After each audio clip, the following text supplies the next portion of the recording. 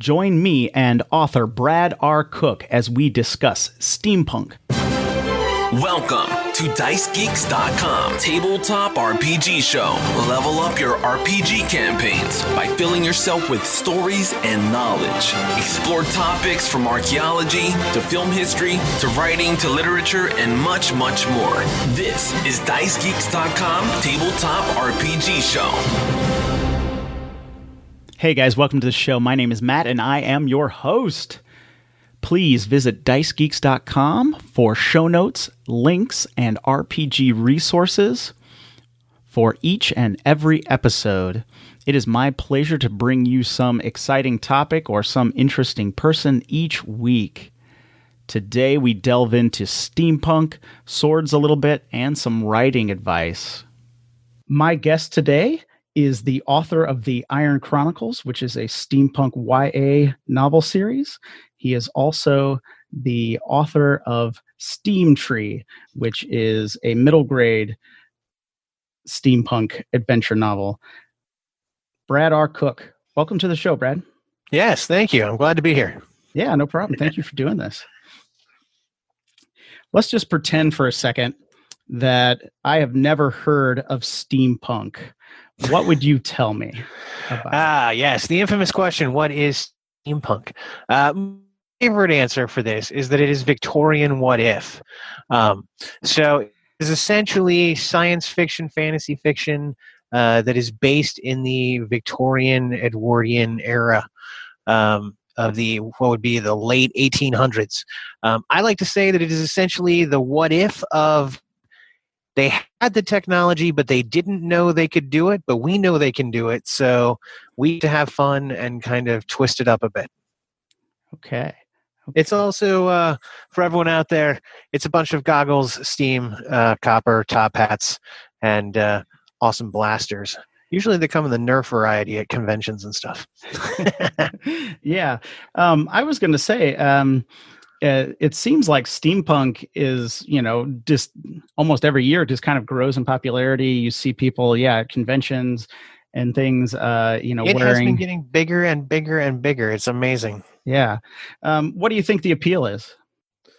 On some level, there is definitely the kind of refurbished vibe, taking something old and making it new again. Mm-hmm. You run into that a lot in steampunk. People who are kind of obsessed with that, taking something old and whether it's old clothing, whether it's an old piece of that they can then twist into some kind of cool, adornment for their suit. Or anything like that. A lot of times you'll find a refurbished kind of products and stuff like that. So it roots itself in that kind of history, but there's also a sense of rogue nature about the whole thing. The Victorian age was very, very bundled up, but steampunk tends to be the grittier side of that, era. Yeah, it kind of also, I think, maybe like the adventurous side of exactly the Victorian era, right? Kind of everything's new. There's still new places to explore and kind of things like that. Yeah, that's a very big part of steampunk. Okay. There's kind of an inclusive nature to it all too. The just nature of like being able to just kind of go and seek new places and new sites and new peoples and all this kind of stuff. It's very intriguing. Mm-hmm. Yeah. And I take it, this is probably a dumb question, but I take it you're a fan of Jules Verne.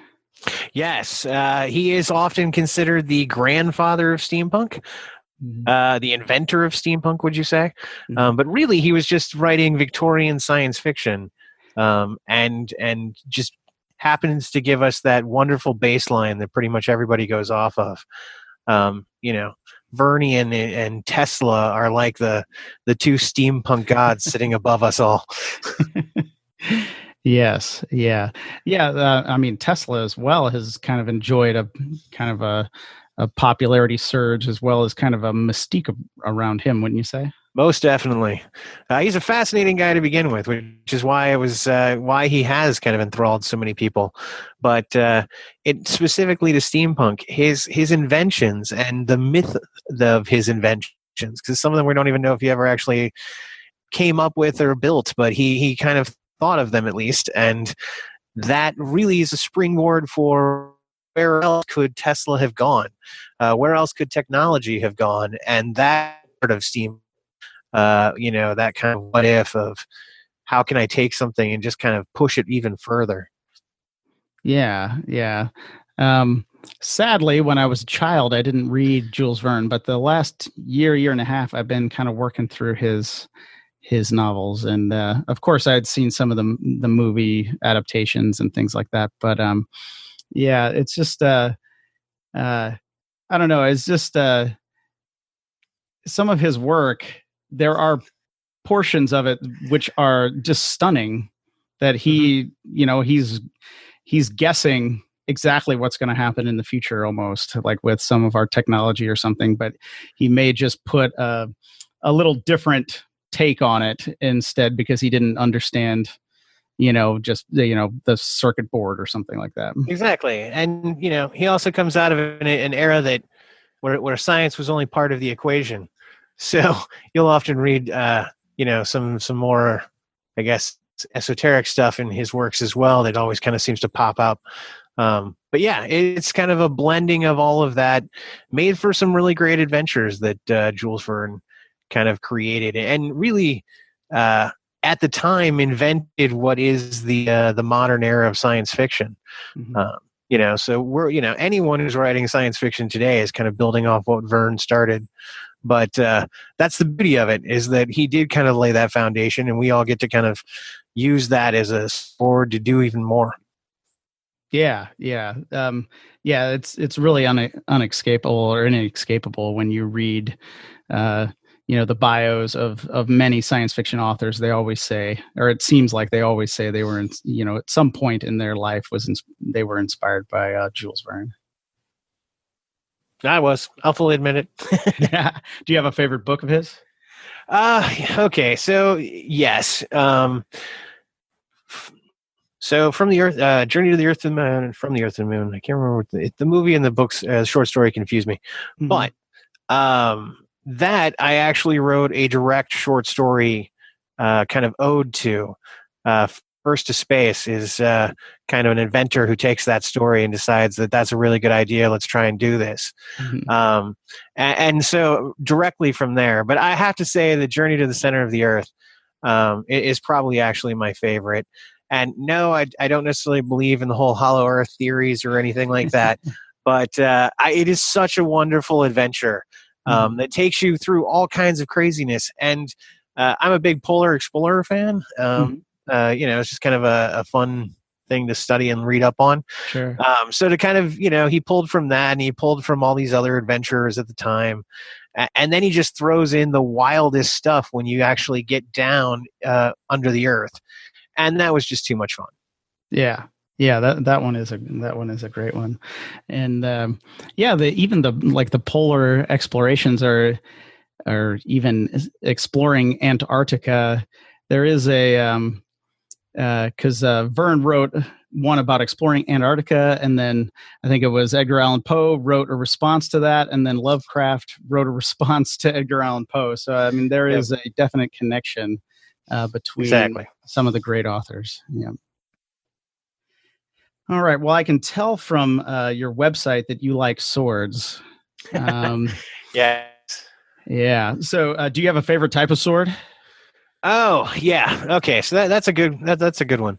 I actually have a couple. Okay. So I started when I was 13. That's when I picked up my first sword and actually learned how to fence and all that kind of good stuff. Mm-hmm. So that basis means that the straight-bladed cutlass, which you'll often find in like the British military, but that straight-bladed saber is probably my weapon of choice.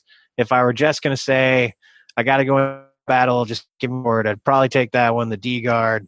The edge is great. It's a multi-use weapon. But on top of that, I am a huge fan of any of the hand and half swords, specifically like the Claymore or any of the bastard swords. When I do demonstrations, it is just one of those like fun swords to wield. Okay. So I have to say that I would definitely put that out there. And of course, always the katana is fun. The rapier is fun. I have to say, throw out to all those. But yeah, so I would definitely probably go with the straight-bladed cutlass as like my favorite sword. Okay. So you do sword demonstrations then? Yeah, a couple of years. Mostly, it started out as a writing thing, which is kind of the fun part.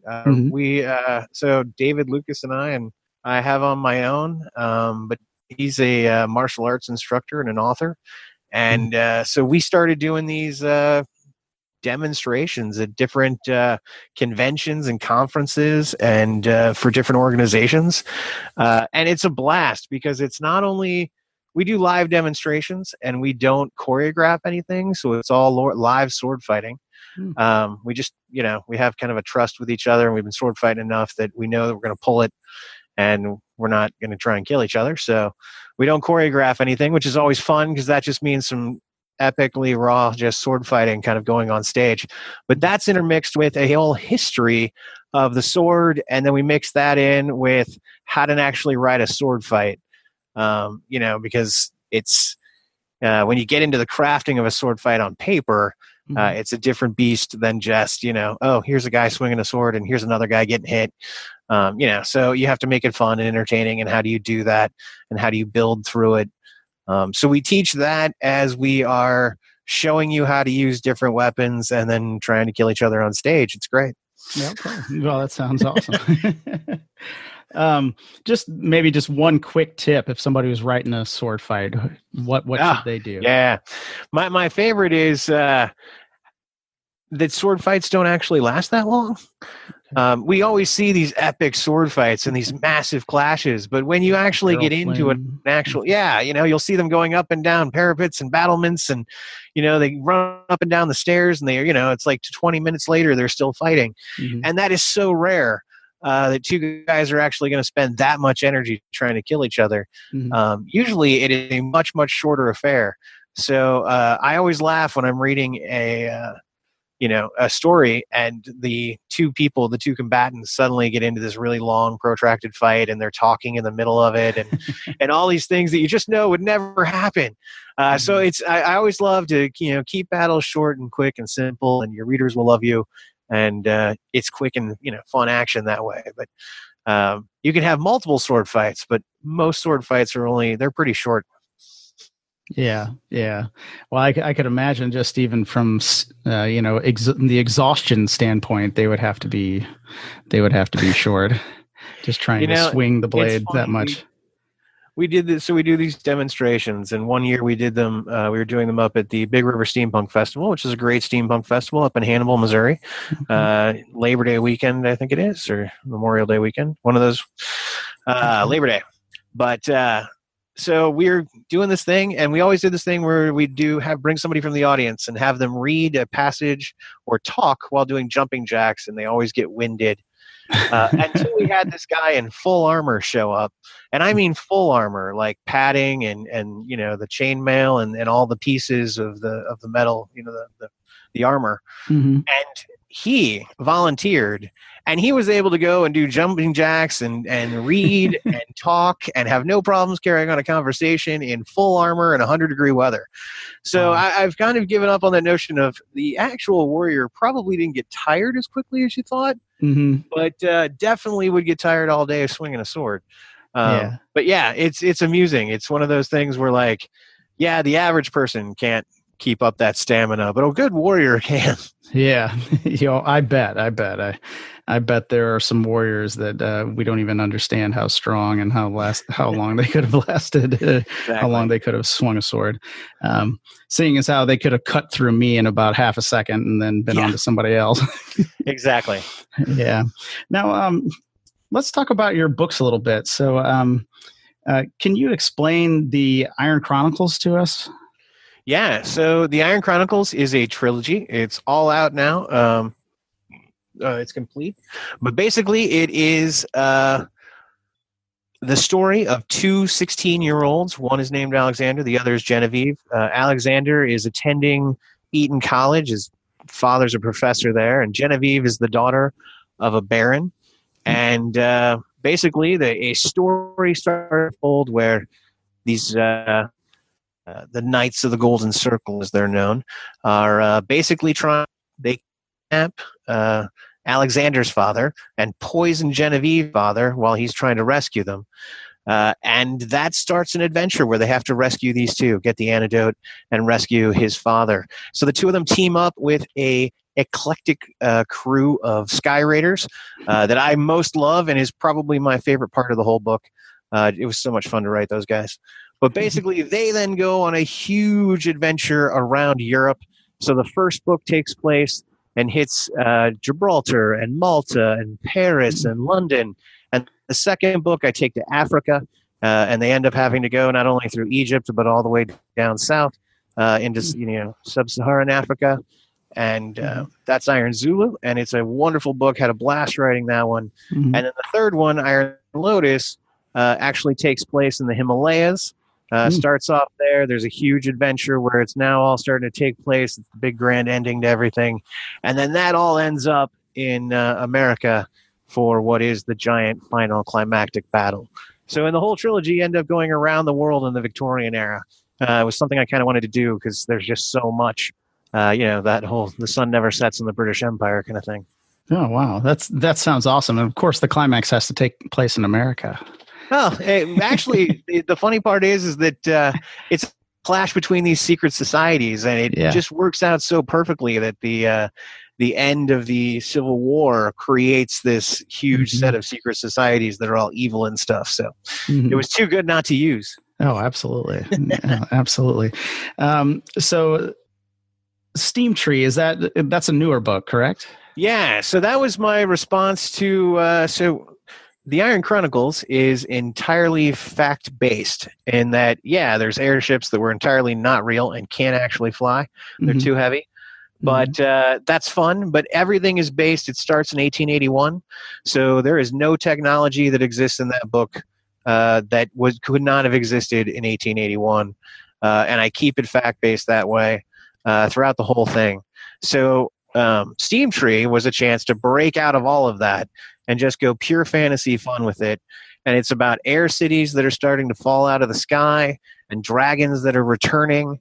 And the main character is a young boy, but he's the son of an air city inspector. So his dad starts to realize that there's this problem in all the cities, and it's a mystery that starts to unfold. And then he teams up with all these dragons, and all this craziness gets wrapped up. And it's a wonderful little adventure, and it's actually illustrated too. There's a bunch of illustrations in the book. Oh, wow. Well, you had me at dragon, so. Yeah, I have to admit that was fun. I like to say it's Hogwarts with dragons. Okay, there you go. All right. Why write for children or young adults? To be honest, I'd love to say that I started with some huge altruistic reasoning, but I really just started writing stories, and it turned out that the people that wanted to read those stories were, 10-year-olds and up. And that's great. But I have to say that really when it comes down to it, I'm writing the books that I didn't get to read when I was a kid. Things that didn't just quite exist. There wasn't really a huge YA or children's market other than, picture books or, easy readers and all that kind of stuff. I mean, I was reading Tolkien and Dune at like 12 and 13, and I feel horrible for myself having to slog through books like that at that age. So having these kind of better, these grand adventures that you can take, and middle grade is exploded in this as has YA, that it's just too much fun not to write in these kinds of things. But I have to say that's why. It's not that I love writing for kids, it's that the stories that I happen to love writing happen to be stories that kids love reading. No, that's great. I wish I had read more when I was a kid. But I didn't read Lord of the Rings until I was about 20 or 21, I think. I've been trying to make up for lost time, though. Hey, nothing wrong with that. I have to say it's probably much easier to understand because the first time I read Lord of the Rings, I understood nothing. So I just really loved a bunch of the things that were kind of going through it. It was impossible to follow. So that's why I say I apologize. I feel bad for the 12-year-old me who had to slog through those things. But, Yeah. I do kind of wish, though, I would have discovered Edgar Rice Burroughs when I was a young teenager, though. But although it was still fascinating reading him even today. So, but I guess now you've written other books as well, right? Basically, none of the books that have come out. So the History of St. Louis Writers Guild, which is my next actual book, will be coming out just here very soon. It comes out in the fall of 2019 right here. So that has been 10 years in the making. Wow. The book's been incredible. But I have a ton of short stories, and I've been featured in a couple of anthologies and things like that as well. Over the years. So yeah, I've got a nice little collection out there, but so far it's just the 4 books. But that's changing in the very, very near future. So that's I'm excited about that. Okay. Okay, great. Could you just maybe give us a window into your creative process? Like, if you have an idea, how do you know that it's a novel? That's a good one. So I actually do something kind of interesting. I write a short story if I think it's going to be a novel. Okay. So if I have an idea rolling around in my for the Iron Chronicles, that was an idea running around in my head. I really was enjoying steampunk and stuff like that, but I didn't really know what I was going to do. So I wrote a short story about a girl going to a party and having to fight a demon, and a Victorian noblewoman who had to go to a party and fight a demon. Okay. And I was like, huh. And I entered it in a contest even, and it did really well, actually. It placed. And I was like, oh, well, okay, so there's something there. And when I started to actually sit down and write it, I didn't know if I should be writing the woman's point of view or anything like that right away. So I went to the side character, and that was Alexander, because it was Alexander and Genevieve in the story. And so I decided to pick Alexander, and then I wrote another short story, and I kind of decided if that was to kind of get the feel.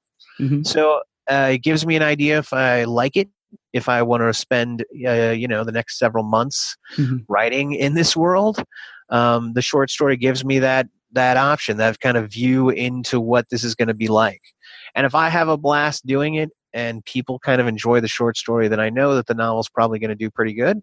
And I start going to town, and I'm a plotter. So at that point, I will spend about a month and write a really good outline of where I see the story going and where I see the characters going. And it's not some crazy long document. It's bullet points, and I'm not insane here.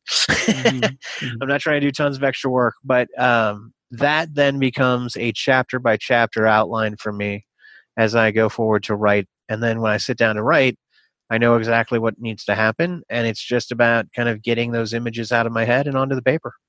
Oh, no, that sounds great. Do you have any advice for somebody maybe who's been thinking about writing a novel?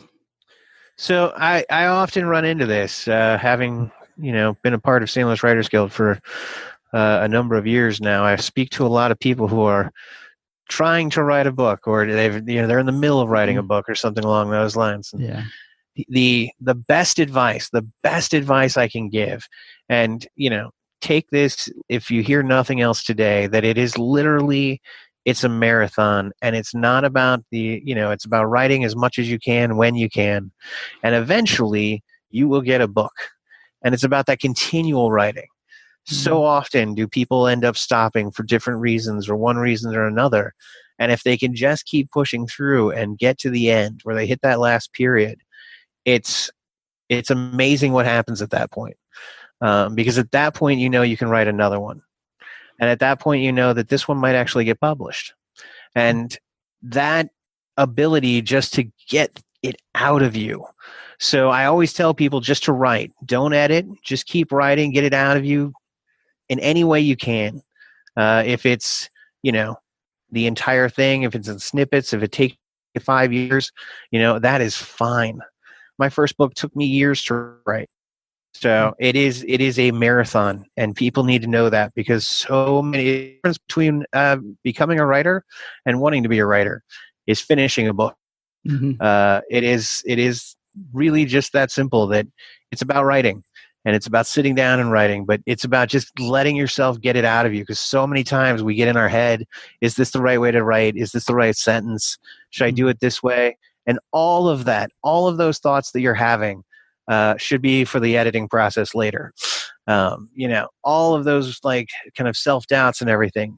The first draft, that zero draft, is just about getting it out onto the paper. And if you can do that, it's amazing how, like, you can see that beyond being able to see just, oh, this huge amount of words and all that. I understand. It's so hard to get those words out, but the minute you get them out, there's something to edit. There's something to work with. So it's really just in the beginning, just get the words out of you, get them down on paper. They don't have to be perfect words. They don't even have to be good words. They just have to be, you know, telling your story and pushing it forward. And so long as you do that, eventually you'll get to the end. And once you get to the end, you can start working on it and turning it into something beautiful. No, that's really good. It does seem like there are many people, I think, that want to write a book. And I think I've heard like some kind of survey or something saying that is the highest thing that you can get between all people. The highest result is that they want to write a book someday. I know so many people who want to write books. And the beauty part is that so many people have stories. Everyone's got a story. Yeah. Or a story, or can create stories or anything like that. But yeah, like, it's amazing how many people out there will, when you find out that you're an author, will be like, oh, I have this great idea for a book, or I so want to write one, or, you know, it's really amusing. And I encourage everyone to. I'm serious. I think that everyone should write a book in their lifetime. It's a fun process to do, and it's really kind of an amazing thing to have at the end, to have this book that you can look at and be like, that's my book. But yeah, so it's not something, writing should never be anything that holds anybody back. You know, writing should always be about exploring yourself and expressing yourself. So I always encourage people to write. Yeah, I couldn't agree more. I think everybody should write a book, so I totally agree. So just maybe a little bit. So, like, you started talking about an outline little bit. Do you have anything, you know, maybe just any kind of tip or something if you were to start outlining a book, if somebody wants to start outlining a novel? So the first thing I would say is, I am only half the world. There are an entire other half of pantsers out there who think that I'm insane for plotting. So if you are a pantser, you know it, embrace it, and let your garden grow naturally and stuff. That is not for me, though. I need to know where I'm writing to. So I actually would suggest that you pick the big points in your book first. Those big epic scenes, the ones everyone's going to talk about. When I was writing the Iron Chronicles, the first scene, the scene that coalesced in my mind first, and then all the other scenes kind of got wrapped around it, was this giant airship battle in the middle of a maelstrom up in the sky, you know, in these huge storms. I knew I wanted to write that scene. Like, that was where, like, that was really core in my head, of Alexander running around a gun deck with the rain pouring in and the wind and the cannons going off. Like, that scene, that visceralness of everything kind of going on, I knew I wanted to write that. So that became this center point, and it kind of falls even in the center of the book. But then from there, it became, well, how do you get there and how do you get out of there? And I knew I wanted to do these certain points, these certain places around Europe. So those became, and then it becomes filling it in. And then I start to work on where my characters are going to grow and how they're going to move and that kind of stuff. So it really is about layering your story and understanding the layers of your story, from the subplots to the main character's plot, you know, to the twists and all this kind of different aspects.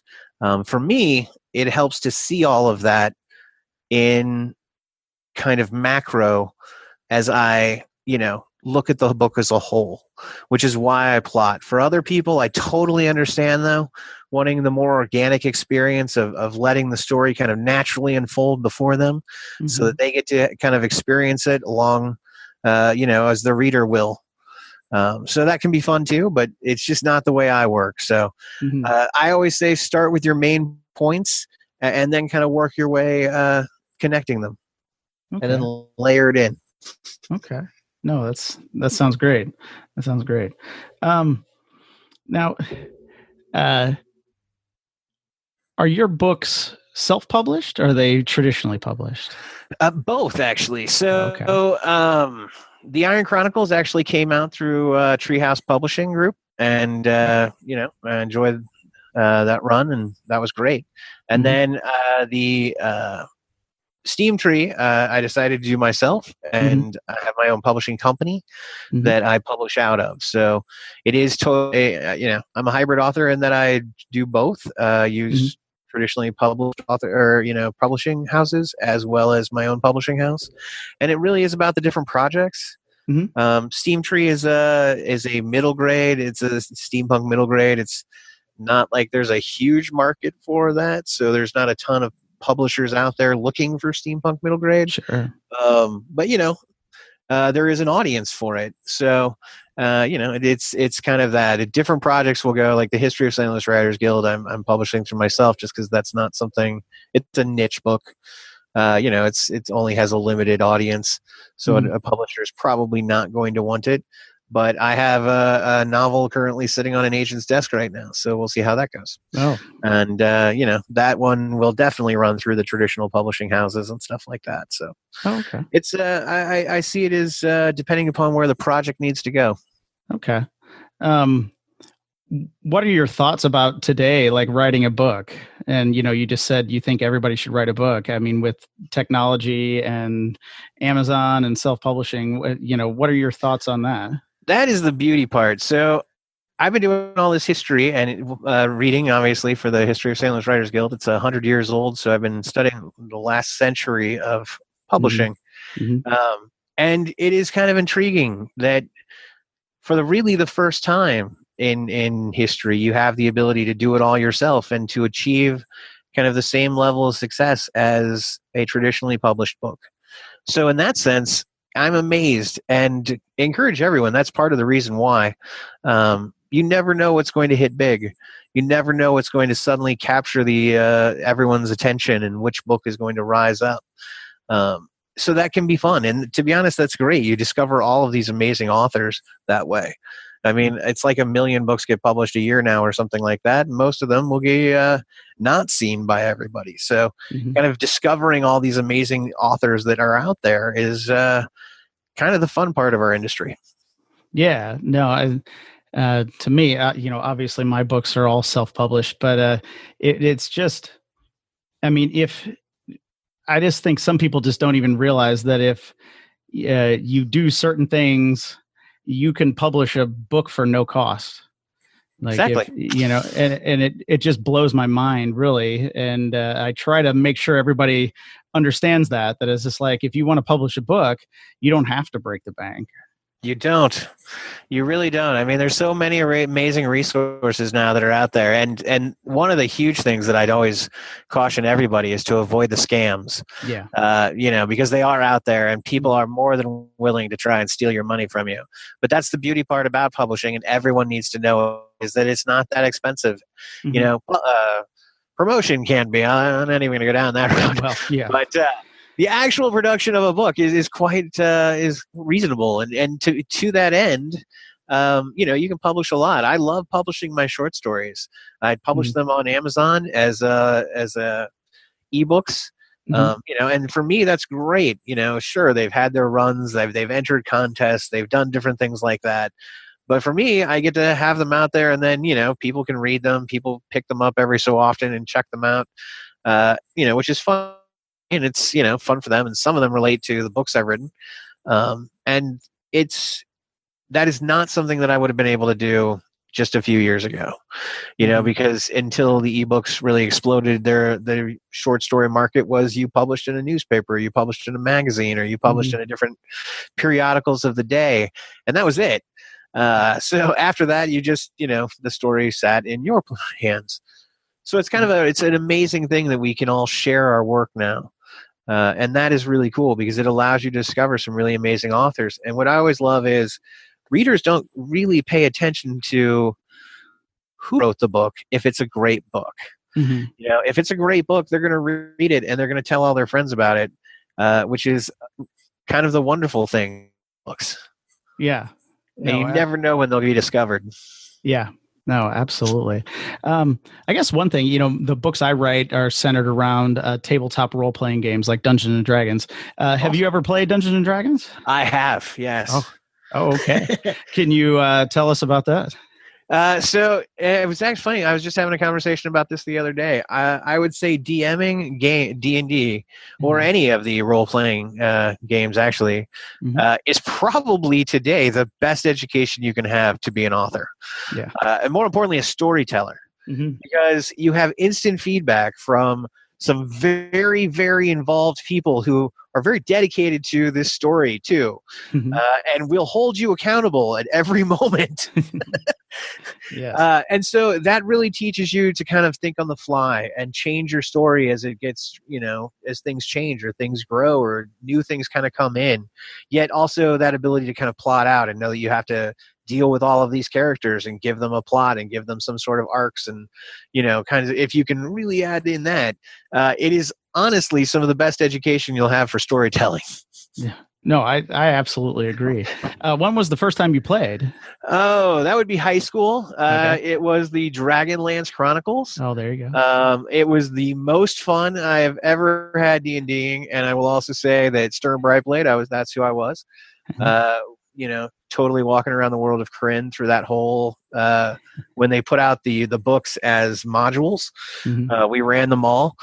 Since then, I've done a ton of other worlds and everything like that. Loved all the White Wolf stuff for Vampire the Masquerade and things like that. Played in Dark Sun and various worlds. Oh, there you go. But yeah, Dragonlance, though, will always hold a special place in my heart for that. Okay. So now, do you still play? Technically, yes. And I say technically yes because I am super busy now, so I don't get to play as much as I would love to. Yeah. But yeah, no, I totally still will game with friends. Yeah. No, that's great. And you said you think it's one of the best educations for an author, and you kind of alluded to that a little bit. But do you think?